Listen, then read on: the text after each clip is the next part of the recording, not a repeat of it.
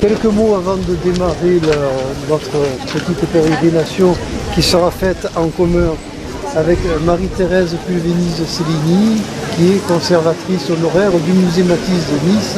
Donc elle est compétente et moi je raconte des histoires.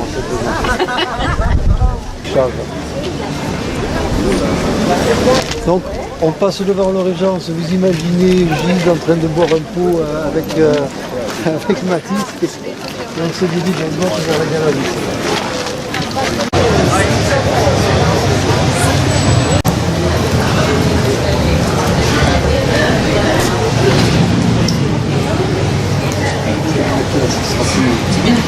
Spectaculaire. Ouais.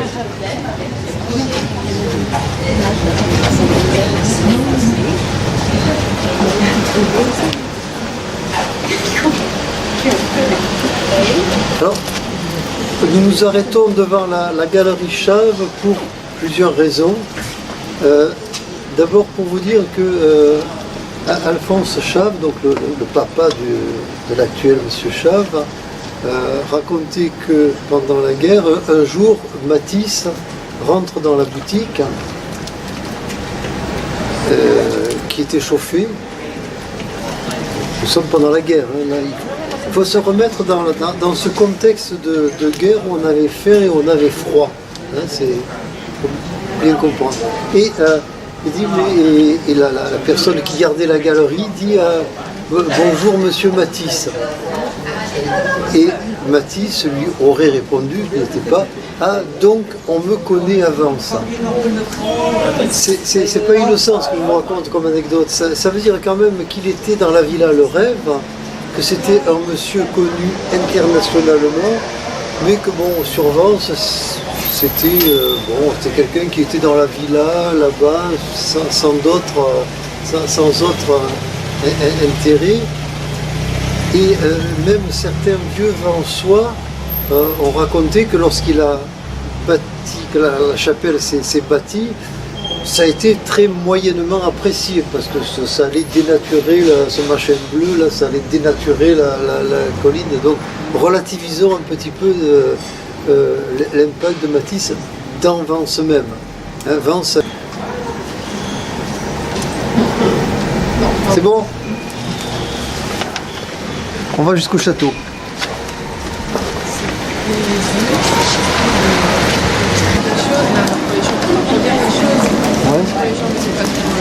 Juste dire, parce que là vous voyez sur les portants et ici, vous voyez des œuvres que des enfants ont fait dans l'atelier, qui sont des œuvres faites par des enfants bien entendu, et en relation avec la collection du musée. Et ce que j'étais en train de dire avec Alex Benvenuto, c'est que ces journées du patrimoine sont des journées importantes parce qu'à la fois elles font connaître bien sûr un artiste et son œuvre, mais ce qui est aussi important, c'est de connaître les lieux qui constituent le patrimoine et notre patrimoine, comme des rues, comme des maisons, comme des hôtels, etc.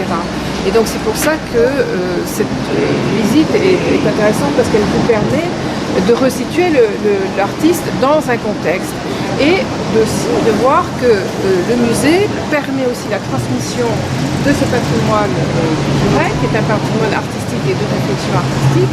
Quand on voit par exemple les œuvres qui sont là, vous connaissez bien Matisse certainement, vous regardez là-bas, ce sont des portraits et vous allez retrouver ce même travail, enfin ce travail qui est fait à partir des œuvres de la collection.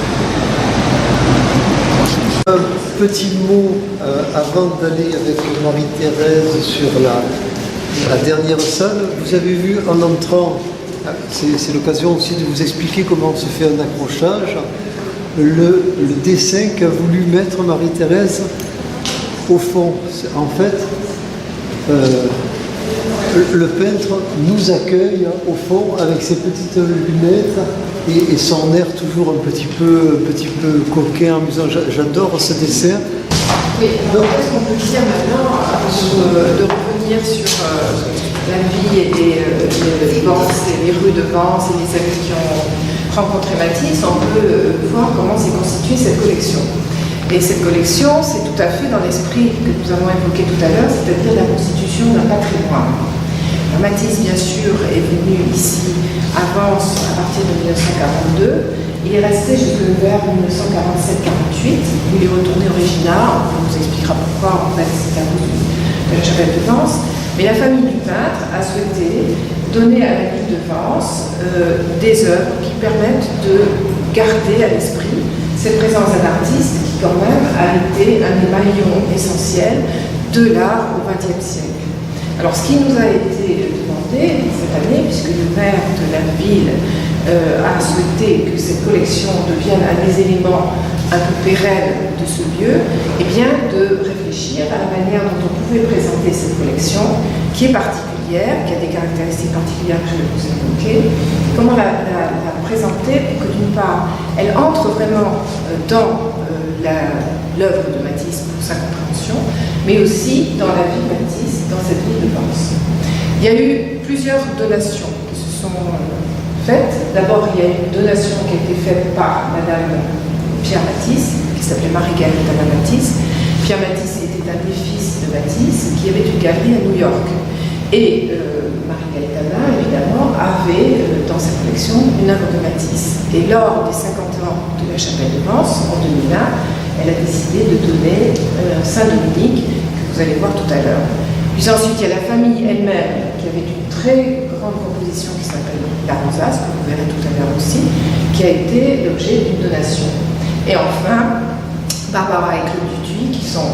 Claude Dutuy était le fils de Marguerite, la fille de Matisse, donc ça fait toujours se souvenir de Poncelet, mais on parlera de la famille tout à l'heure, parce qu'il y a quelques portraits, eh bien, a donné des séries de lithographies qui permettent de, quand on les étudie, bien sûr c'est une œuvre qui est un peu compliquée, parce que souvent nous sommes habitués à des peintures, mais les lithographies sont souvent la clé de ce qu'est l'art d'un peintre, et donc ces lithographies, avec des thèmes différents, vous allez voir, on peut trouver des fils et des liens avec Vence. Alex vous présentera cela, vous verrez, il y a des modèles par exemple, mais aussi avec l'œuvre de Matisse, qui est notamment cet art qu'il a de faire des portraits.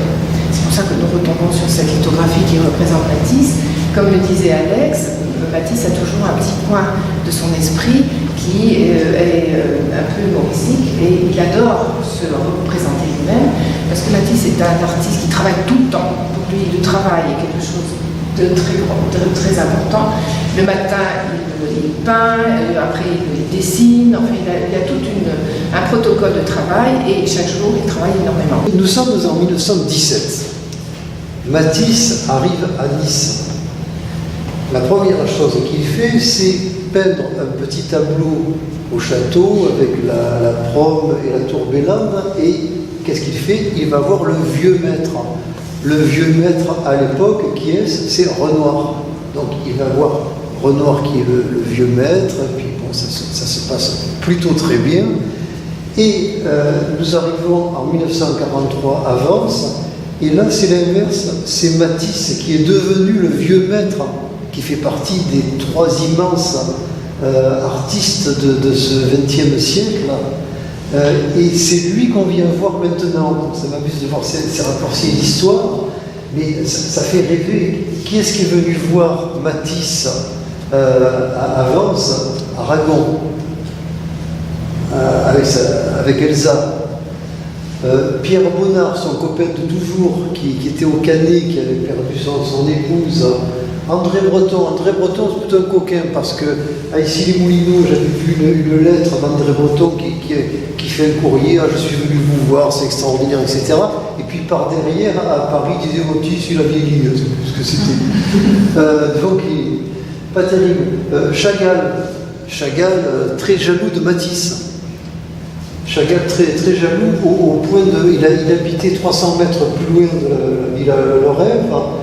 Il mettra du temps à venir le voir, et lorsqu'il vient, il va venir avec un cactus, avec un ruban autour. Chagall, lorsque Matisse meurt, la ville de Vence fait la venue Matisse. Chagall vient comme un fou à la mairie de Vence en disant « Il est hors de question qu'un Chagall habite dans une avenue Matisse. Débaptisez-moi ça ». Et effectivement, on a débaptisé la fin de l'avenue Matisse pour que Chagall ne soit pas en colère. Chagall il vendait un peu moins cher et était moins connu, donc il était très... Je caricature bien sûr, quoique André Gide, qui habitait donc dans le quartier de la Conque, qui venait aussi se soigner. Matisse Gide qui raconte être malade d'avance au printemps, c'est bien. Assis sur un fauteuil sous le frêne. Henri Laurens, alors, là aussi il fait partie des gens qu'on oublie, pourtant c'est un sculpteur immense. Vous verrez en passant, je crois que c'est la photo de la petite sculpture sur la cheminée. Non, elle est dans la rampe là, quand je regarde encore. Non. Mais il y en a une autre qui doit être. Il y a une photo où il est. On racontera tout à l'heure dans les entrées de Discrète, les lire avec Henri Laurens et Bémag. Bon, on va vous parler des Bémag. Joan Miro. Alors là aussi, Miro, on raconte une histoire en disant que c'est sa secrétaire qui disait Miro est venu voir Matisse, mais il était tellement admirateur et impressionné qu'il n'a rien dit. Et lorsqu'il est parti, Matisse a dit à Lydia, sa secrétaire, pourquoi est-ce qu'il est venu? Il n'a rien dit. Il est resté une heure, il n'a rien dit. Ceci pour vous donner un peu le portrait de l'homme. C'était quelqu'un qui devait avoir quand même une personnalité importante. Picasso, un peu comme Chagall, était quand même un petit peu jaloux. C'était les deux immenses artistes de l'époque, Matisse, Picasso. Prévert, on en reparlera dans les entrées de Discrète. Prévert, bon copain aussi. André Rouvert, donc le copain d'Apollinaire, qui habitait à Vence dans un hôtel dont je ne me souviens plus le nom, mais si vous achetez le livre, c'est écrit dedans. L'éditeur Thériade, qui a toujours une maison, enfin les descendants ont toujours une maison à Saint-Jean. Non, c'est la famille de Pierre qui a toujours une maison. Oui, c'est la famille de Pierre. La famille de Pierre Matisse, pardon, qui a toujours une maison.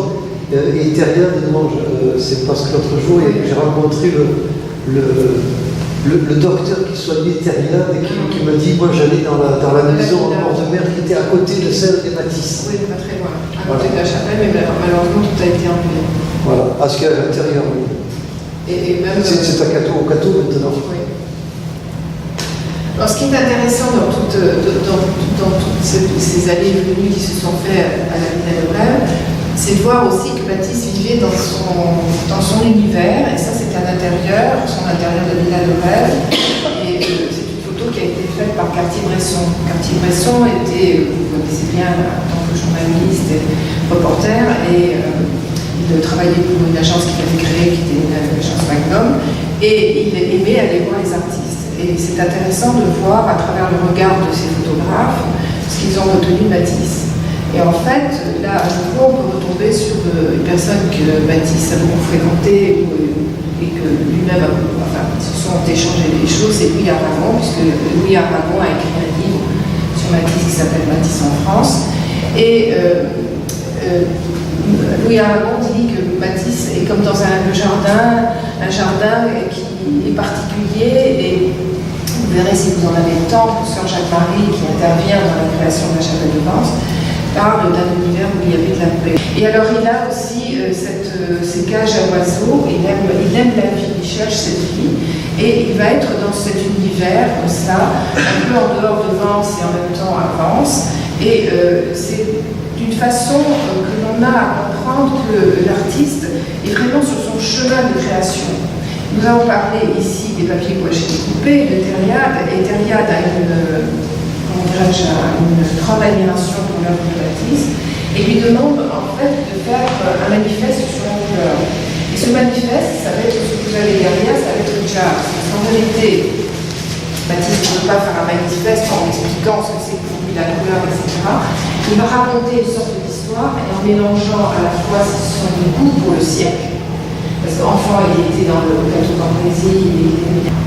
Alors, quelque chose qui est amusant, c'est le souvenir à Paris, il y avait des cafés, des cabarets où les jeunes femmes étaient dans des piscines et elles nageaient. Alors il y a le spectateur qui devient tout rouge comme ça en regardant la jeune femme qui est en train de se baigner. Et puis quoi d'autre pourrait être aussi retrouver grâce à Matisse Et donc à M. Michel, Georges Michel, qui a écrit ses souvenirs auprès de Matisse, ont interprété du jazz à Nice en 1917. C'est-à-dire que lorsque les Américains sont arrivés à Nice, ils sont arrivés avec le jazz. Donc on a eu le jazz à New York et à Nice dans les mêmes années, dans les boutiques qui se trouvaient entre le Cours Soleil et la place Masséna. Et il y avait 2 ou 3 boutiques, on enlevait le devant des boutiques et on allait faire de la musique. À l'origine, ce travail devait s'appeler cirque, et est-ce que Matisse s'est souvenu de ces orchestres de jazz des années 1917 lorsqu'il est arrivé à Nice, ce qui était un bon souvenir, et l'accrochage est bien fait parce que vous avez cirque et jazz en même temps, donc le nom qui devait être celui de l'œuvre et le jazz qui est devenu le nom de l'œuvre après. L'important, c'est de voir que le style est différent un petit peu selon l'époque, mais l'important était la proportion des personnages, et c'est cette proportion qui donne la réalité et la ressemblance. Je dis cela parce que en Chine et au Japon, c'est toujours par le trait que l'on arrive à donner ces proportions, et il y a une sorte de collusion culturelle qui s'est produite à la fin du 19e siècle avec les arts orientaux, et qui fait que les artistes ont pu développer cette façon de dessiner la ligne. Et en fait, la ligne, c'est une façon aussi d'éliminer tous les détails, c'est ce que dira Matisse par rapport à l'impressionnisme, quand il va aborder les fauvismes, là aussi on peut parler très longuement de l'œuvre de Matisse. Mais ce qui est important de se souvenir, c'est cette simplification, et cette simplification n'est pas une facilité, puisque Matisse dit qu'il espère que l'on ne croit pas à la facilité de son œuvre, mais au contraire à une sorte d'immersion dans ce travail qui arrive à exprimer en un seul trait, vous voyez, très rapidement à exprimer l'esprit et le caractère d'un personnage. Et vous voyez par exemple sa fille, vous regardez le regard est toujours le même s'il paraît très différent, c'est une même expression, mais il cherche le caractère particulier et les caractères aussi que compose un même personnage. Là aussi, ça serait intéressant de se pencher sur, par rapport aux différentes époques, quel a été le rôle de l'artiste dans la société, qu'est-ce qu'il a voulu dire, qu'est-ce qu'il a voulu faire et qu'est-ce qu'il fait encore aujourd'hui. Donc c'est un peu aussi le projet de ce lieu, c'est pour ça qu'à l'étage vous avez une ouverture sur le monde contemporain, parce que ça fait partie de que veulent nous dire les artistes.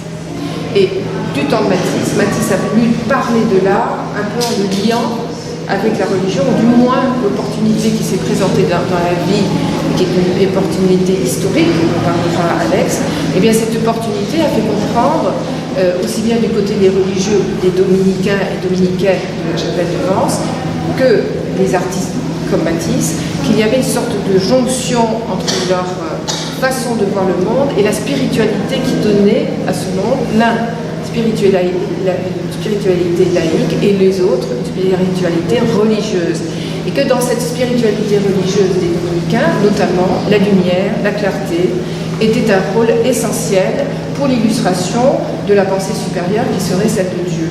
Donc cette œuvre est une œuvre très complète et vraiment nous vous engageons bien sûr d'aller visiter, d'autant que vous aurez tout à fait une approche intéressante de cette œuvre, puisque les religieuses ont installé tout un espace dans lequel vous pouvez voir les études de Saint-Dominique, les études de la Vierge à l'Enfant et les études du chemin de croix. Alors ici, nous avons simplement l'étude de la... Vous parlez de quelque chose qui est un petit peu moins connu et qui se passe sur Vence.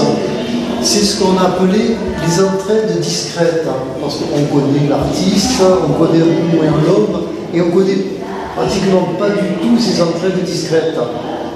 Je vais vous en donner deux ou trois exemples. Tout à l'heure, nous parlions du sculpteur Henri Laurens. Nous sommes pendant la guerre, Henri Laurens a faim, physiquement faim.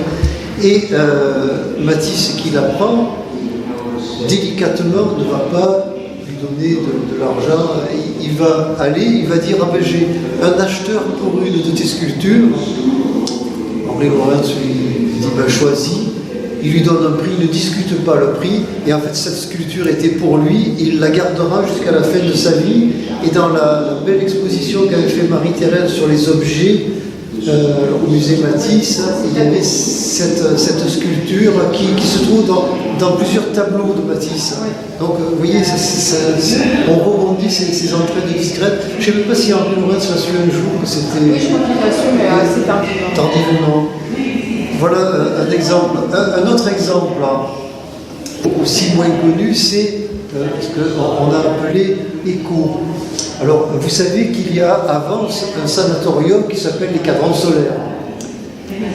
Ce qu'on connaît moins, c'est que ça a été inventé par le docteur Paliès au début, puisqu'il a dit les étudiantes qui sont tuberculoses ne peuvent pas faire d'études. Donc moi, je vais créer un sana où on peut en même temps être étudiante. Et il a pris 15 étudiantes, et c'est maintenant au patrimoine mondial de l'UNESCO.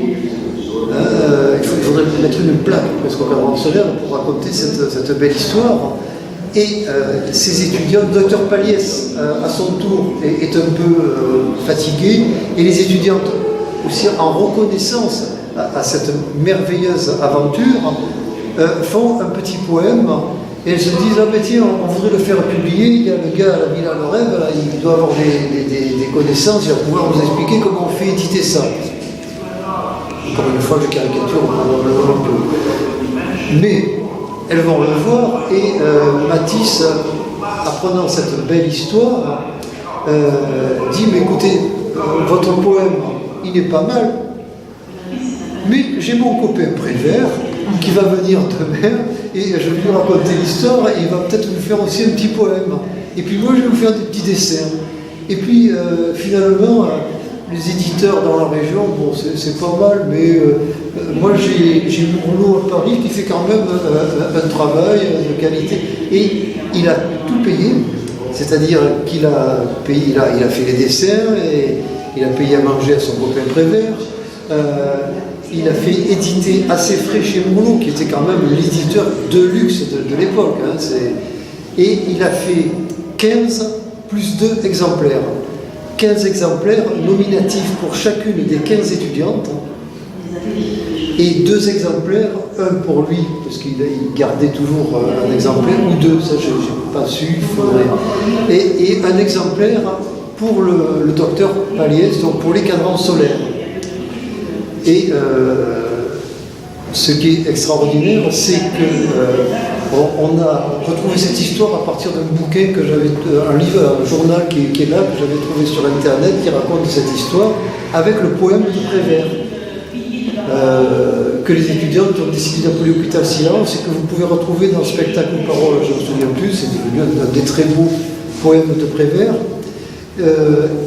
Et on est allé avec Cédric Fioretti et Marie-Thérèse voir le patron actuel des cadrans solaires en disant, est-ce que par hasard vous n'auriez pas encore un exemplaire? Et il a fini par retrouver cet exemplaire qui était allé à Paris. Et donc vous avez la chance là d'avoir un scoop, parce que je ne vous dis pas un livre de Matisse avec des dessins originaux, des poèmes de Prévert, en 15 exemplaires, je ne vous dis pas le prix aux enchères, mais on peut l'estimer autour de 80 000 € s'il était aux enchères aujourd'hui. Et là, vous avez